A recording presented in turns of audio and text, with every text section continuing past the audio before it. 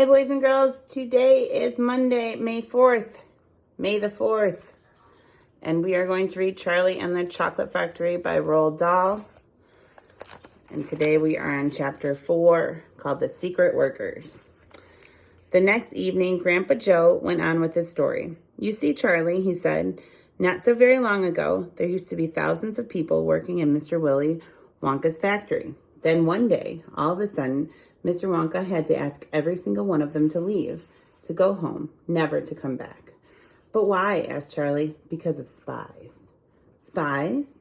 Yes, all the other chocolate makers, you see, had begun to grow jealous of the wonderful candies that Mr. Wonka was making, and they started sending in spies to steal his secret recipes. The spies took jobs in the Wonka factory, pretending that they were ordinary workers. And while they were there, each one of them found out exactly how a certain special thing was made. And did they go back to their own factories and tell? Asked Charlie. They must have, answered Grandpa Joe, because soon after that, Ficker Grubber's factory started making an ice cream that would never melt, even in the hottest sun. Then Mr. Prodnose's factory came out with a chewing gum that never lost its flavor, however much you chewed it. And then Mr. Slugworth's factory began making candy balloons that you could blow up to huge sizes before you popped them with a pin and gobble them up, and so on and so on. And Mr. Willy Wonka tore his beard and shouted, "This is terrible! I shall be ruined! There are spies everywhere. I shall have to close the factory." But he didn't do that? Charlie said, "Oh, yes, he did. He told all the workers that he was sorry, but they would have to go home. Then he shut the main gates and fastened them with a chain. And suddenly Wonka's giant chocolate factory became silent and deserted. The chimney stopped smoking, the machine stopped whirring, and from then on, not a single chocolate or candy was made. Not a soul went in or out, and even Mr. Willy Wonka himself disappeared completely." And here's a picture.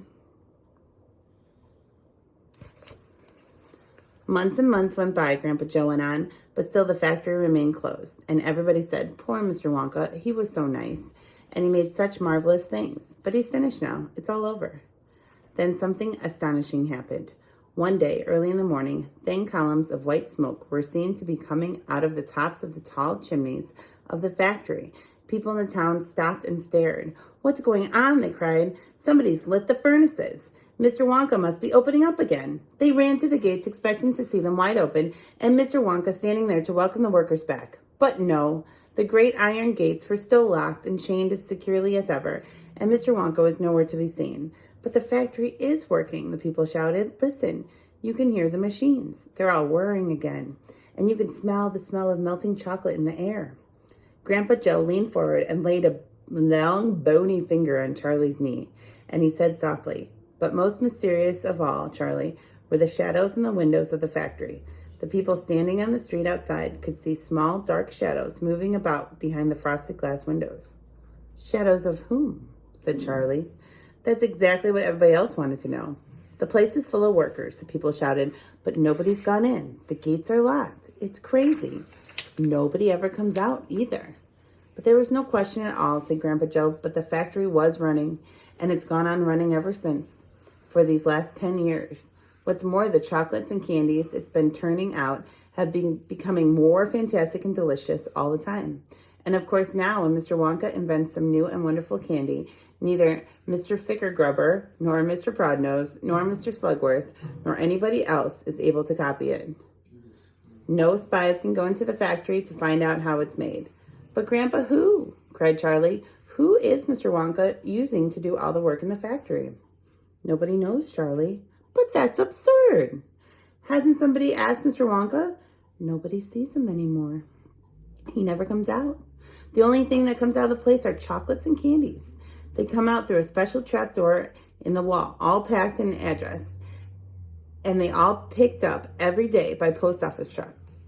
"But Grandpa, what sort of people are there that work there?" "My dear boy," said Grandpa Joe, "this is one of the great mysteries of the chocolate-making world.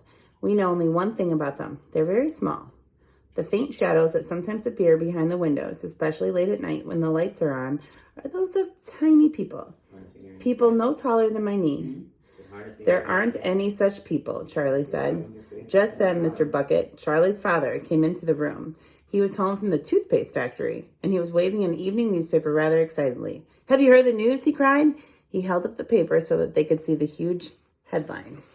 The headline said, "Wonka Factory to be opened.